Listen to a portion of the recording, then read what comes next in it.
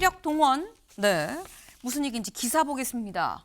특검 윤 체포영장 오늘 오전 집행합니다. 지금 아까 말씀드렸죠. 이미 서울구치소 안에 특검이 들어가 있다라는 거예요.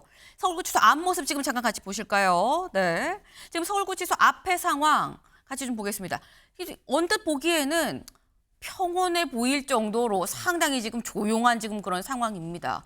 오늘 오전 7시 50분에 굉장히 이른 시각에 빨리 구치소 안으로 특검이 지금 들어가 있다라는 거예요. 네. 그럼 현재 들어가서 안에서 무슨 얘기가 지금 나눠지고 있는지는 알 수 없는 건데 중요한 건 어쨌거나 팩트는 오늘이 체포영장 시한 마지막인 거죠. 벌써 3번째 시도입니다. 앞선 2번째 시도는 실패했죠.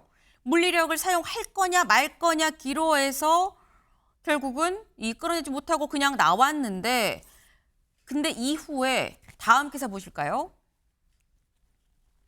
특검 오늘 이은 다시 체포 시도 법무장관 적극 협조를 지시했다라는 겁니다. 어제 법무부에서 먼저 알려왔어요. 뭐라고 얘기를 했느냐. 정성호 법무부 장관이 법과 원칙에 따라 엄정하고 공정한 법 집행이 이루어지도록 특검의 체포영장 집행에 적극 협조하라라고 교정당국에 지시를 내렸다. 서울구치소 측에 지시를 내렸다라는 겁니다. 근데 그렇다고 하면은 김성태 의원님, 오늘은 물리력 동원해서 데리고 나오는 거야? 라는 거죠.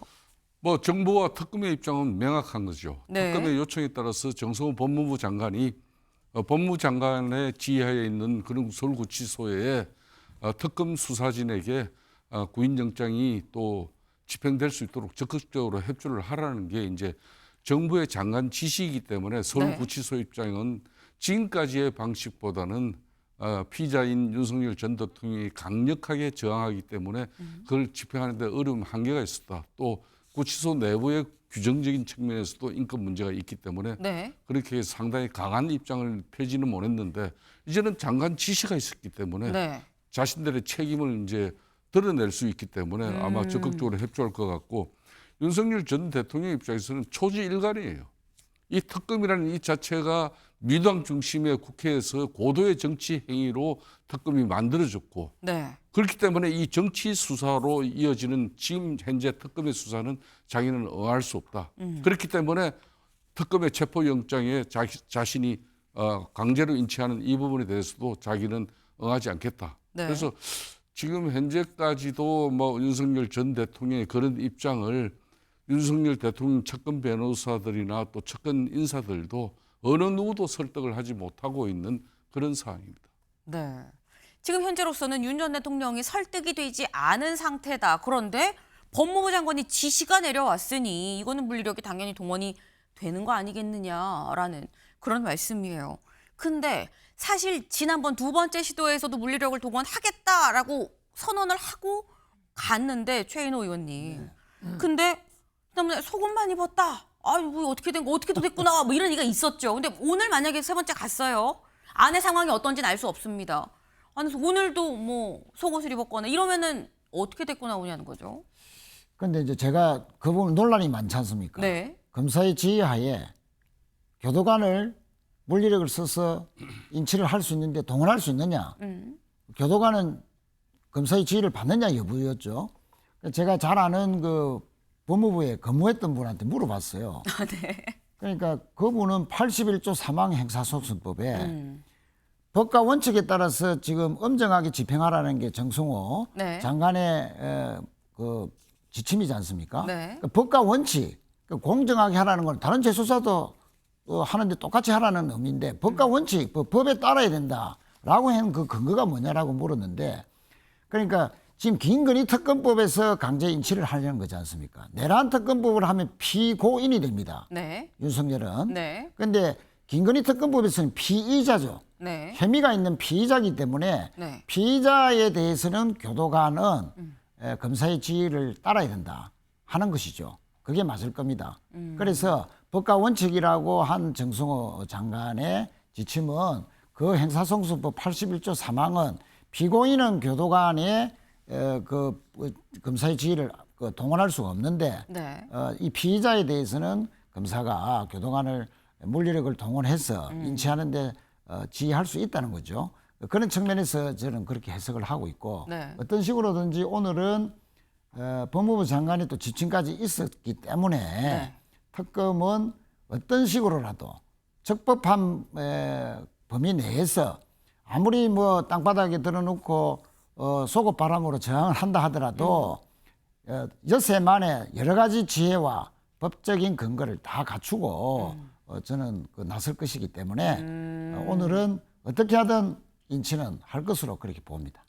특검팀도 그 시간 동안 중무장을 하고 논리적으로나 뭐 여러 가지 준비를 다 하고 난 다음에 오늘 세 번째 시도에 임하지 않았겠느냐. 오늘은 진짜 강제 인치한다라고 말씀하셨어요. 김성태 의원님. 그런데 이제 저는 그렇습니다. 아까도 제가 특검 이 자체가 고도의 정치 행위였다고 그러잖아요.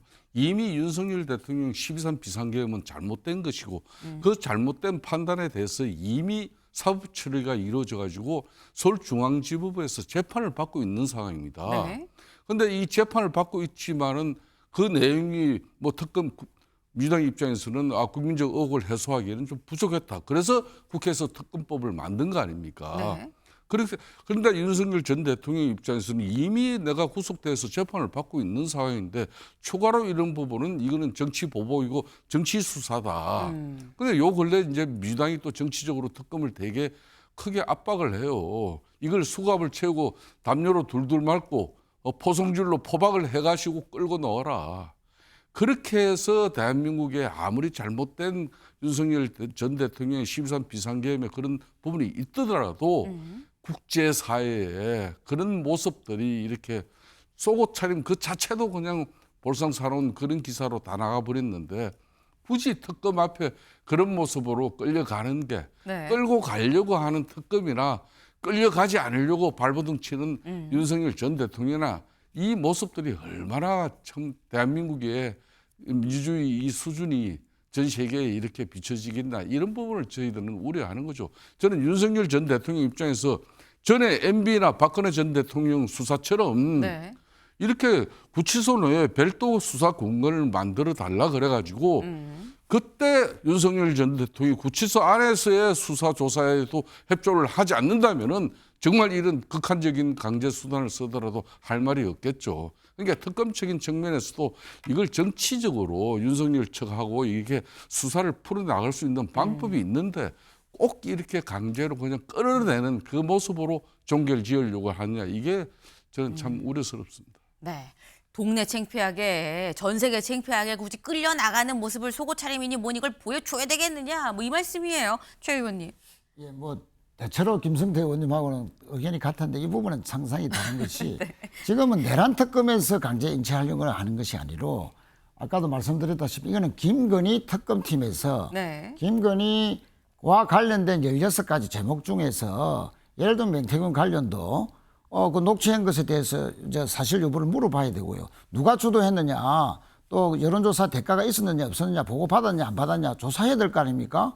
또 도이치 주가 모터스 사건도 대통령 선거 때 나와서 오히려 우리 아내는 손해를 봤다라고 했는데 수십억의 이익을 봤어요. 전혀 그런 사실 없다고 했는데 공직선거법 위반입니다. 왜 어떤 근거로 해서 그러면 손해를 봤다라고 했는지 아무런 또 우리 아내는 뭐 주식에 뭐 그렇게 관여한 적이 없다라든지 네. 아니 이런 부분에 대해서 조사를 해야 될 거 아닙니까? 그래서 내란 특검이 아니라 김건희 특검에서 필요한 피의자 신분으로 강제 인치하는 과정이다. 그런데 왜 그것을 본인이 나는 무기징역 이미 받은 것이나 사실이 마찬가지니까 더 이상 내 죄를 추가해봤자 내만 손해다. 아내한테도 손해다. 이런 판단하에서 지금 수사 협조하지 않은 것이기 때문에 그래서 강제 인치는 필요하다는 것이죠. 네. 오랜만에 두 분이 굉장히 좀 이렇게 의견이 많이 극과 극으로 좀 나뉘었어요. 근데 지금 영상 보시면서 차가 굉장히 많이 들어가네. 좀 안에 뭐가 있나라고 생각하실 수도 있는데 지금 이 시각이 몇 시냐? 8시 49분, 거의 8시 50분 가까이 지금 9시가 다 돼가는 지금 그런 시각입니다. 근데 제가 알기로는 보통 오전 9시부터 변호인 접견이 가능한 걸로 알고 있거든요. 그 때문에 윤 전 대통령뿐만이 아니라 뭐 안에 이상민 전 장관도 있고 뭐 여러 다른 수감자들의 뭐 변호인 접견이 시작될 시간이 가까워져서 차량이 좀 많이 들어가는 거 아니겠나라는 생각이 드는데 다른 수감자들 말고 사실 임 변호사님, 윤 전 대통령도 10분 뒤에 오전 9시에 변호인 접견을 신청을 해놨다고 하더라고요.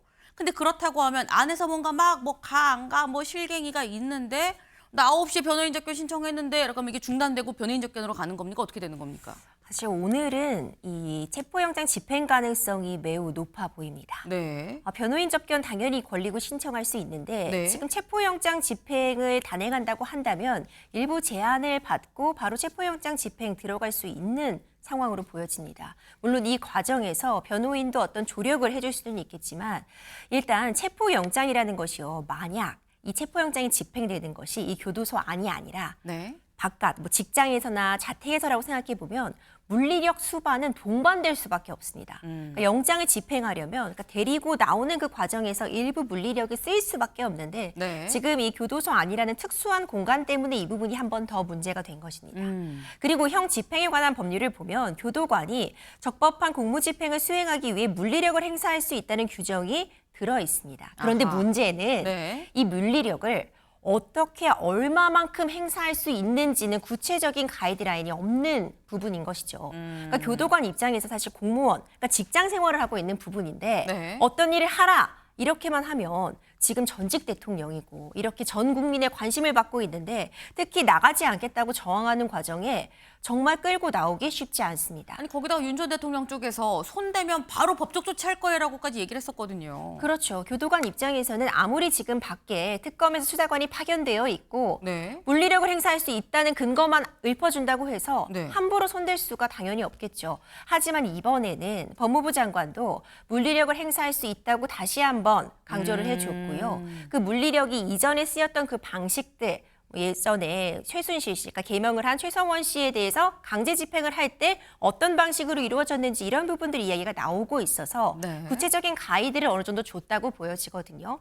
적어도 양팔을 잡고 나온다거나 아니면 나올 때까지 어느 정도 뒤에서 민다거나 아하. 하는 방식의 물리력 정도가 지금 용인되었다고도 좀 평가할 수 있어서 저는 네. 오늘 집행 가능성이 굉장히 높지 않나 이런 생각이 듭니다. 네. 지금 말씀 들으셨죠. 사실 이 부분에 대해서 교도관들, 이 교정 당국의 입장에선 굉장히 좀 부담이 될 수밖에 없는 부분이었지만 법무부 장관이 명확하게 지침을 하달을 했고 앞서서 최순실 씨, 이제 최서원 씨로 이 개명을 했죠.